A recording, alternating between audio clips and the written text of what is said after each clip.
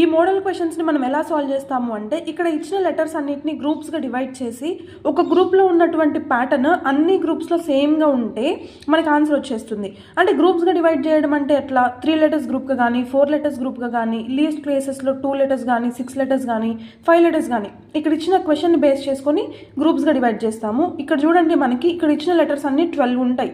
ఈ 12ని మనం ఎలా రాసుకోవచ్చు? 4 into 3గా రాసుకోవచ్చు, 3 into 4గా రాసుకోవచ్చు, లేదు అంటే 6 into 2గా. అంటే మనకి ఏంటి అంటే 3 లెటర్స్ తర్వాత 3 లెటర్స్ తర్వాత 3 లెటర్స్ తర్వాత అట్లా మనకి గ్రూప్స్ అనేవి ఫామ్ అవుతాయి. ఇక్కడ చూడండి మనం 4 లెటర్స్గా డివైడ్ చేసుకుందాము. 4 లెటర్స్గా డివైడ్ చేసుకుంటే ఇక్కడ చూడండి first B B B B ఉంది కదా, నెక్స్ట్ ఏ ఉంది అంటే ఇక్కడ ఏమొస్తుంది? ఏ వస్తుంది. ఇక్కడ చూడండి ఇక్కడ ఎంటీ ప్లేస్ ఉంది, ఇక్కడ బి ఉంది, ఇక్కడ బి ఉంది అంటే ఇక్కడ బి పెట్టుకుందాము. ఇక్కడ సి ఉంది, ఇక్కడ సి పెట్టేసుకొని ఇక్కడ సి పెట్టేసుకుంటే ఇప్పుడు ప్యాటర్న్ చూడండి బిఏబిసి బిఏబిసి బిఏబిసి అంటే అన్నిట్లో సేమ్ ప్యాటర్న్ వచ్చిందా? సో ఇదే మన ఆన్సర్ అవుతుంది.